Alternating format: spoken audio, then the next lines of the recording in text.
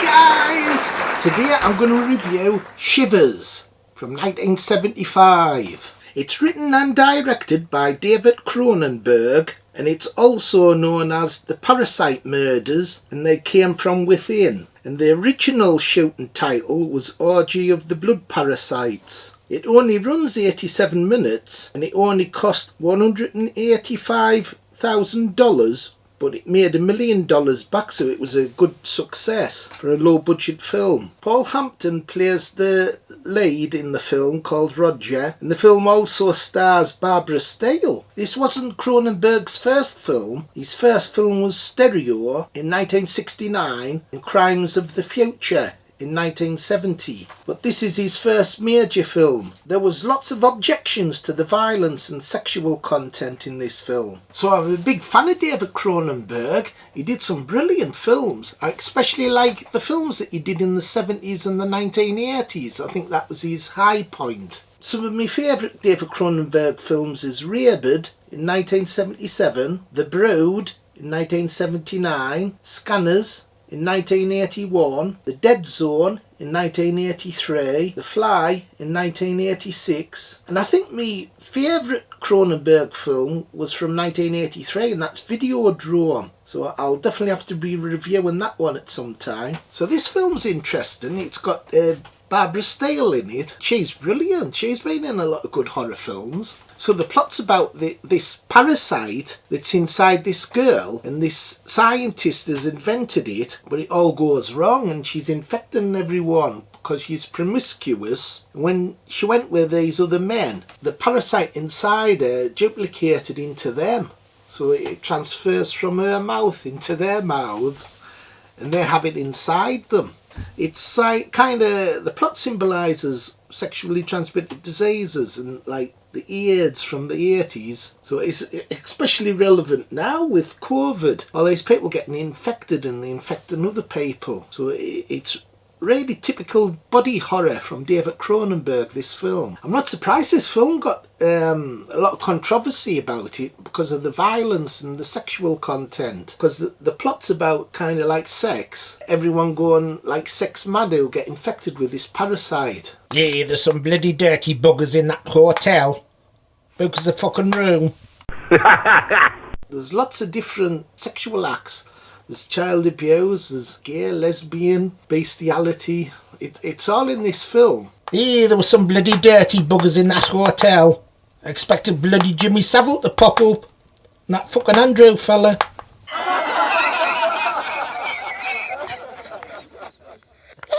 And some extreme violence as well. Even though the film's low budget, the makeup effects are really effective. Lots of body transformation, like lumps sticking out of stomachs and throats.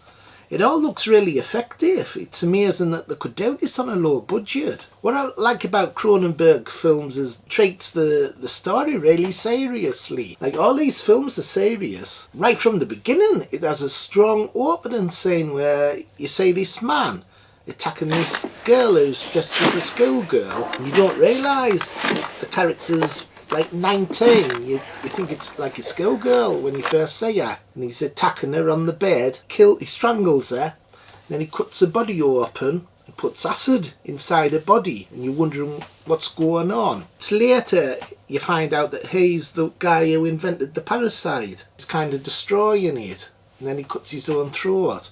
So really graphic beginning to this film. And it's interesting that the film's set in like a hotel, so it's an enclosed film. The hotel can symbolise the body, and the people inside the hotel symbolises like parasites, as though we're the parasites. So there's lots of readings in this film. And Cronenberg's kind of, he has like an obsession with body horror. When you look at his films, they all involve body horror, the body transforming and changing. It's really like disturbing at times. He also seems to like sterile environments like hospitals and things. Everything's clean. Another advantage to the film is it's only 85 minutes, so it's fast moving. There's no boring bits in. Barbara Steele's great in this film. There's an erotic bit where she has a bath, but a parasite's inside the bath, and it goes between her legs and enters her. She like dies in the bath. So that's quite graphic. Oh, Barbara Steele was hot in that bloody film, Phil. I'd like to run her bath.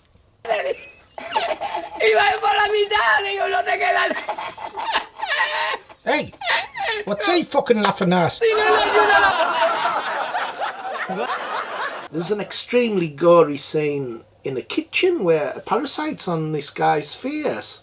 And he's using this like clipper thing to get it off his face. Blood everywhere. The film has like sad music as well. It's like an eerie music. It's especially good at the beginning where you see photos of the hotel and you have this opening narration, a kind of pleasant narrator saying that people should visit the Starliner Hotel. You see pictures of the hotel and this sad music. There's advantages to low budget films because they don't have to rely on like bosses and producers watching them all the time saying you can't do this, you can't do that. With Cronenberg having a low budget, he could get away wherever he wanted. So he was allowed to do lots of gore, controversial, taboo subjects. The film also has a really downbeat ending where the parasites have infected everyone in the hotel. And there's a really disturbing scene. I think it's probably the most disturbing scene of the film. It's strange. All it is like the occupants of the hotel driving away in the cars to spread the disease. So it's really like an effective ending. It kind of symbolises like what's happening today. Like the hotel could represent, say, the country that you're in, England, and the cars could represent planes driving away from the country spreading the disease.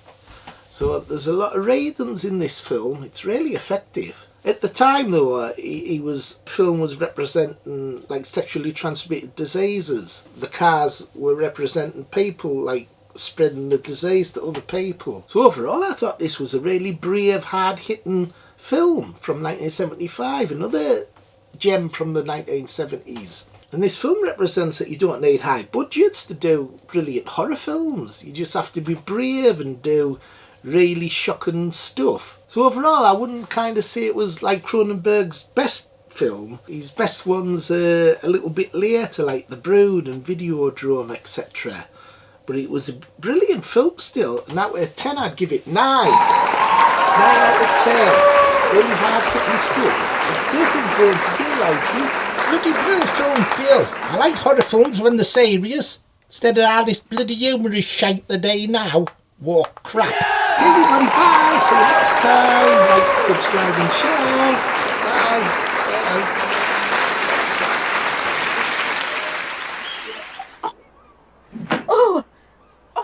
Oh, good heavens. Look. Poor birdie.